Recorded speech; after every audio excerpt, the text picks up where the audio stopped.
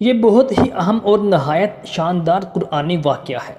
اور اسی واقعہ کی وجہ سے قرآن مجید کی اس سورت کا نام سورۃ بقرہ یعنی گائے والی سورت رکھا گیا۔ اس کا واقعہ یہ ہے کہ بنی اسرائیل میں ایک بہت ہی نیک اور صالح بزرگ تھے، اور ان کا ایک ہی بچہ تھا جو نابالغ تھا، اور ان کے پاس فقط ایک گائے کی بچیا تھی۔ ان بزرگ نے اپنی وفات کے قریب اس بچیا کو جنگل میں لے جا کر ایک جھاڑی کے پاس یہ کہہ کر چھوڑ دیا کہ یا اللہ عز و جل، میں اس بچیا کو اس وقت تک تیری امانت میں دیتا ہوں کہ میرا بچہ بالغ ہو جائے۔ اس کے بعد ان بزرگ کی وفات ہو گئی، اور بچیا چند ہی دنوں میں بڑی ہو کر درمیانی عمر کی ہو گئی، اور بچہ جوان ہو کر اپنی ماں کا بہت ہی فرما بردار اور انتہائی نیکوکار ہوا۔ اس نے اپنی رات کو 3 حصوں میں تقسیم کر رکھا تھا، ایک حصہ میں سوتا اور ایک حصہ میں عبادت کرتا تھا اور ایک حصہ میں اپنی ماں کی خدمت کرتا تھا۔ وہ دن کو جنگل سے لکڑیاں کاٹ کر لاتا اور ان کو فروخت کر کے 1/3 رقم صدقہ کر دیتا، اور 1/3 اپنی ذات پر خرچ کرتا، اور 1/3 رقم اپنی والدہ کو دے دیتا۔ ایک دن لڑکے کی ماں نے کہا، میرے پیارے بیٹے، تمہارے باپ نے میراث میں ایک بچیا چھوڑی تھی جس کو انہوں نے فلاں جھاڑی کے پاس جنگل میں خدا عز و جل کی امانت میں سونپ دیا تھا۔ اب تم اس جھاڑی کے پاس جا کر یوں دعا کرو کہ اے حضرت ابراہیم و حضرت اسماعیل علیہ السلام اور حضرت اسحاق علیہ السلام کے خدا، تو میرے باپ کی سونپی ہوئی امانت مجھے واپس دے دے۔ اور اس بچیا کی نشانی یہ ہے کہ وہ پیلے رنگ کی ہے، اور اس کی کھال اس طرح چمک رہی ہوگی کہ گویا سورج کی کرنیں اس میں سے نکل رہی ہیں۔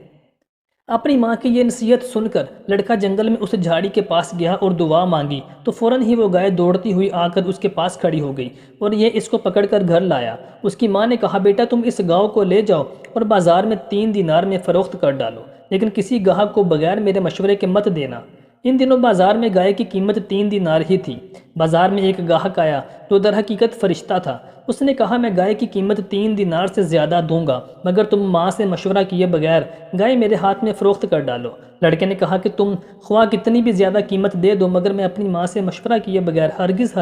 اس گائے کو نہیں بیچوں گا۔ لڑکے نے ماں سے جا کر ماجرا بیان کیا تو ماں نے کہا، یہ گاہک شاید کوئی فرشتہ ہو، تو اے بیٹے تم اس سے مشورہ کرو کہ ہم اس گائے کو ابھی فروخت کریں یا نہ کریں۔ چنانچہ اس لڑکے نے بازار میں دوبارہ جا کر اس گاہک سے مشورہ کیا تو اس نے کہا کہ ابھی تم اس گائے کو فروخت نہ کرو،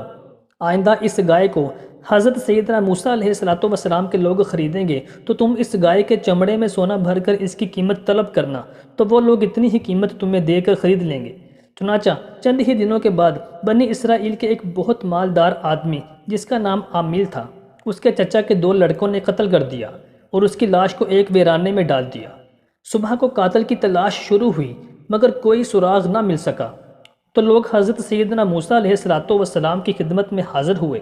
اور قاتل کا پتہ پوچھا، تو آپ موسیٰ علیہ السلام نے فرمایا کہ تم لوگ ایک گائے ذبح کرو اور اس کی زبان یا دم کی ہڈی سے لاش کو مارو، تو وہ زندہ ہو کر خود ہی اپنے قاتل کا نام بتا دے گا۔ یہ سن کر بنی اسرائیل نے گائے کے رنگ، اس کی عمر وغیرہ کے بارے میں بحث و کرید کرنا شروع کر دی، اور بالآخر جب وہ اچھی طرح سمجھ گئے کہ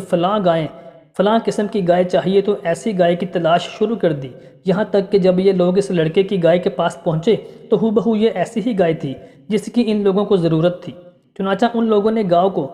اس کے چمڑے میں بھر کر سونا اس کی قیمت دے کر خریدا اور ذبح کر کے اس کی زبان یا دم کی بڑی ہڈی سے مقتول کی لاش کو مارا، تو وہ زندہ ہو کر بول اٹھا کہ میرے قاتل میرے چچا کے 2 لڑکے ہیں جنہوں نے میرے لالچ میں آ کر مجھ کو قتل کر دیا ہے۔ یہ بتا کر پھر وہ مر گیا۔ چنانچہ ان دونوں قاتلوں کو قصاص میں قتل کر دیا گیا، اور مرد صالح کا لڑکا جو اپنی ماں کا نہایت فرما بردار تھا کثیر دولت سے مالا مال ہو گیا۔